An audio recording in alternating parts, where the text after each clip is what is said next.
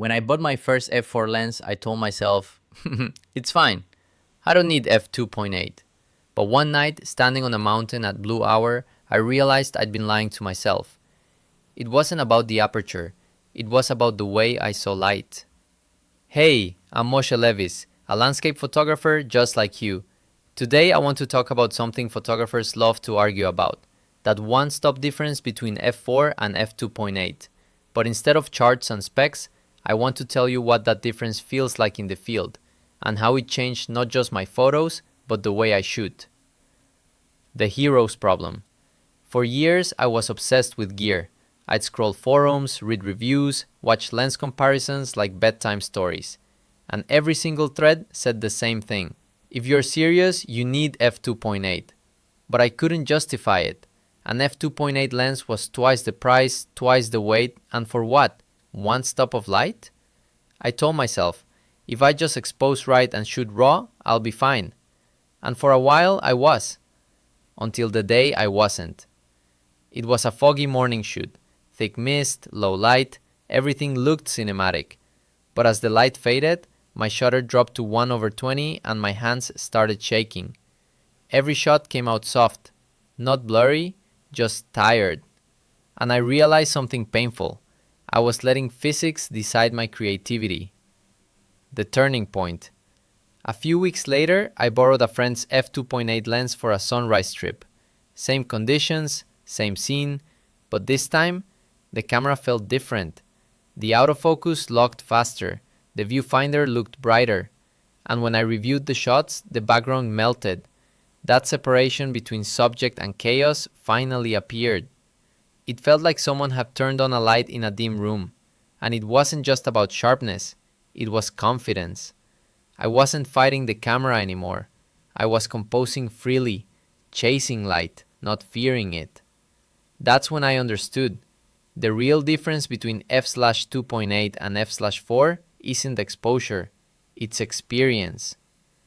Now let's talk about what that actually means, not in numbers but in practice.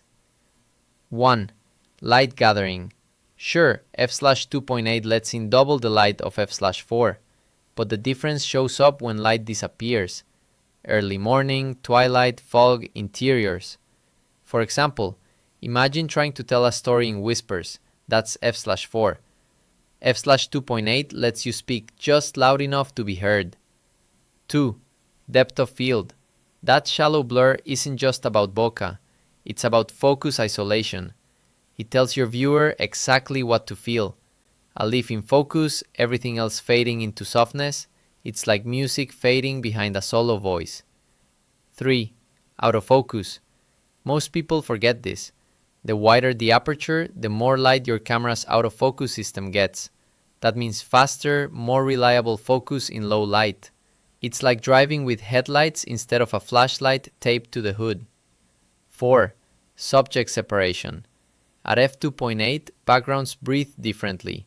You can make cluttered scenes feel intentional. For example, when I shoot portraits in the forest, at f4 it's all trees. At f2.8 it's her surrounded by a painting. 5. Weight versus freedom. But, and here's the truth, the extra stop comes with baggage. Literally. The 2.8 lenses are heavy, expensive, and sometimes intimidating to travel with. I learned to ask myself before every shoot, do I need f2.8 or do I just want to feel like I do? After all these years, I've realized it's not about f2.8 or f4. It's about what kind of photographer you are. If you shoot fast action, wildlife, or low light, that extra stop of light can be the difference between a keeper and a miss. But if you travel light, shoot landscapes, or love deep focus, f4 is the smarter companion. Think of it like shoes. Hiking boots or running shoes, both get you there, but each one fits a different journey. So, was it worth the upgrade? For me, yes. But not because it made my photos better, because it made me see faster, react quicker, and trust my instincts more. But if you can't afford f2.8, don't worry. Mastering light at f4 teaches you something even more valuable, how to make magic with limits. And when you finally step up, you'll know exactly why you earned it. So before you upgrade, ask yourself, are you trying to buy confidence or capture more light?